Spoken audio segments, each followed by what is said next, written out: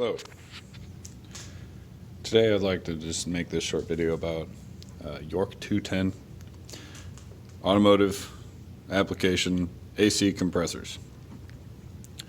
Beefy unit found on cars prior mostly to 1980. A few domestic and foreign brands, and currently Freightliner trucks still use them. And international, they put them on big rigs as AC compressors. Still, this supposedly old and obsolete design, according to the automotive world, is actually still being used. So anyway, reciprocating AC compressor. I'm using it as a car onboard air system on my truck. Anyway, for anybody that's wondering if you can use, anybody that's worried about looking for right hand or left hand suction on these, this one was originally oriented on the truck to be a left-hand suction up. You always put the suction side up if you're using it for air instead of pumping refrigerant. And this is the oil fill port. So this is a Motorcraft York. It's a York, but it's branded as Motorcraft, used in Ford AC applications. This side did not have an oil fill port. If anybody runs into this problem, I never found anything about it. Never read anything about this, and the very little information there is online about Motorcraft branded York 210 compressors.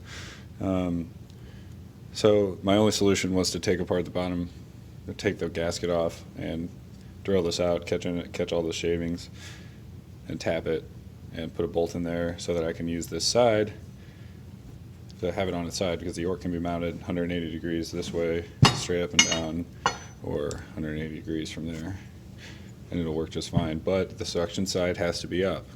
The compressor will work fine on either side, meaning the splash lubrication system will work fine because there's this little space, between the cylinders on each side, that the oil would be lower than that, so it wouldn't just flow past the pistons on its side. So it can work that way. Another thing is your valve plate. This is, I don't want to say a hack job, come on, give myself a little credit here, because this is symmetrical. The valve plate that sits between the head and the case itself, the block, has these two locating dowels right here, and there's the other hole for it right there. Okay, that's stock. This is left-hand suction, and on the head, the suction side has this intake screen, catch any particles hopefully. So suction this way, left hand suction would go on there just like that. Okay, in removing the dowel pins, there's nothing stopping, theoretically, these two from working 180 degrees in that way. Okay, so now if I were to take the head over here and locate the screen, which goes through the bigger hole on the intake, the hole's bigger anyway. This would now be a right-hand suction unit that's looking at it from the front of the compressor. Yes, the dowel pins are there to locate, but you have like 12 bolts you can also use to locate. A little high tack on your paper gasket, that's a steel gasket, hard to fuck it up.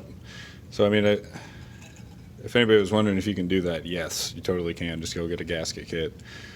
I would not advise using any kind of sealant, liquid tube sealant on this at all.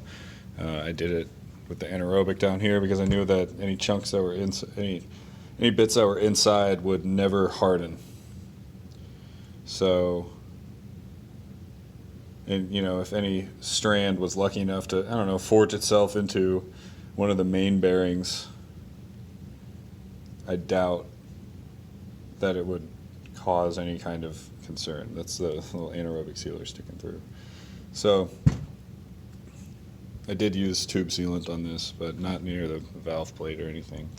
And it's anaerobic, so I mean, like, this is months old. The stuff between the flanges is hard, is good, but the stuff that's on the outside never. It's still tacky. It doesn't turn to complete rubber like silicone does. That has the potential to seriously fuck things up. So anyway, valve plate, dowel pins, dowel. Remove your dowel pins, flip it 180 degrees. Don't bother with the oil mod that is tapping that hole right there. It's not a big deal. It's going to pass oil either way, and it just lets you know that it's working. That's all. Thank you.